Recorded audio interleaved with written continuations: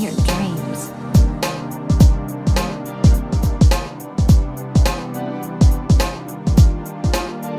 Hey, what's up guys? Welcome back to another Honkai Star Rail video, and today I'm just going to be doing a quick Fu Xuan guide. By the way, if you happen to like the content, feel free to leave a like and subscribe if you're new. So let's go over the pros for Fu Xuan. Pro number one is she has some pretty good looking armpits. Pro number one is she is very small, so when you're with her in bed, you can hold her while you're...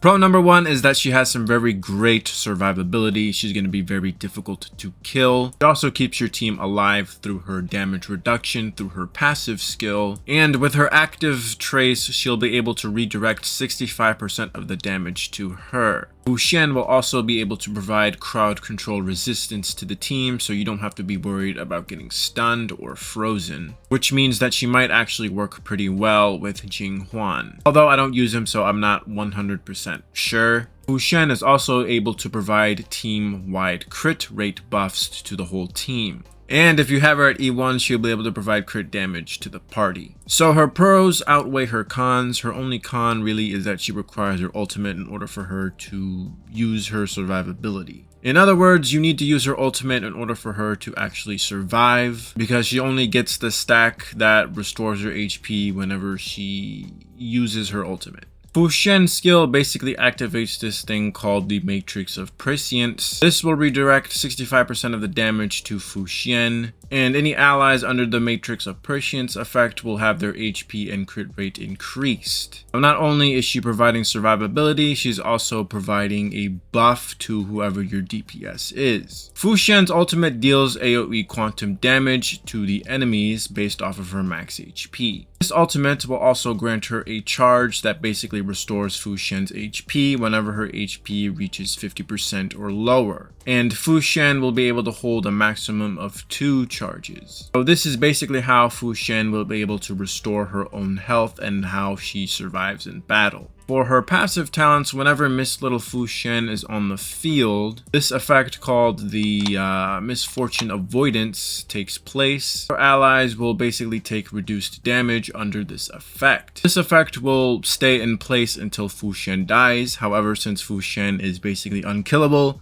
this will be in effect during the whole battle. Because of how Fu Xuan's talents work, you should level up her skill, her passive talent, and her ultimate. You should probably never ever have to level up her basic attacks, because they're really not that necessary, and I would highly recommend that you just level up her other stuff. So I'm going to briefly go over Little Miss Fu Xuan's, I was about to say constellations. We're going to be going over her Eidolons. At E1, whenever Miss Little Fu Xuan uses her skill, she'll raise the crit damage of your party members by 30%. This is a pretty good Eidolon because it raises crit damage, thus more damage for whoever your DPS is. So if you are struggling to build crit rate and crit damage for your characters, pulling for Fu Xuan might actually be very beneficial. At E2, when your party members are under the effect of her skill, whenever they get knocked down in battle, they will be revived, and their HP will be restored to 70%. This can only trigger one time per battle. This is a pretty useful Eidolon to prevent yourself from getting one-shotted. There were quite a lot of people that tried out the swarm simulation and they get one-shotted by the enemies, so this Eidolon will help you prevent that from happening. At E4, whenever other enemies are attacked during Fu Xuan's Matrix of Prescience, she basically restores energy for herself. Pretty good Eidolon to reaching her ultimate a lot more quickly, and since her ultimate is a key factor of keeping her alive, it's a pretty good Eidolon if I do say so myself. E6 basically increases Little Miss Fu Xuan's personal damage. When your allies are under the Matrix of Prescience effect, it will basically count how much HP is lost during that time. And whenever Fu Xuan uses her ultimate, it's basically going to deal more damage depending on how much HP your allies have lost. I think the best stopping point for Eidolons, in my opinion, is E1, because that crit damage increase is pretty damn good. I don't think there's any other character in the game right now that basically gives you free crit damage, and Fu Xuan's E1 provides that. E2 ain't that bad either. I mean, I would recommend going for E2 if you're just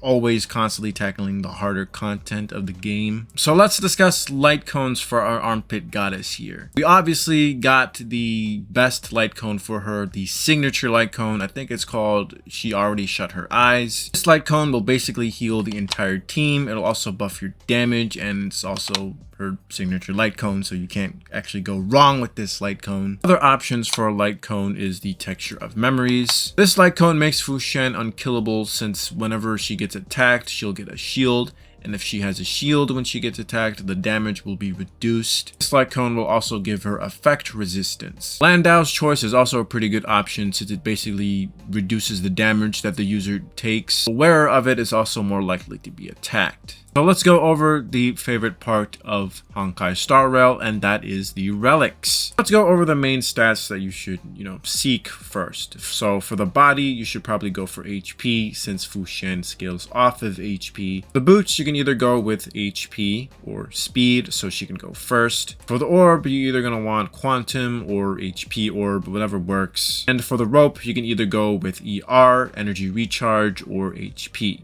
As for the sets, one relic set that you can go for is maybe the 4-piece guard of the Withering Snow. Basically gives her damage reduction and more survivability. It also regenerates her energy. 4-piece Longevous Disciple is also another choice that you can use. The 2-piece set increases her HP, so it increases her survivability, and it also increases her ultimate damage. A 4-piece set will increase her crit rate whenever she loses HP. It's only really useful for her personal damage. And if you're struggling to get any of the 4-piece sets, you can always just run the 2-piece guard or the 2-piece longevous. And as for the orb and rope, you can either go for the broken keel.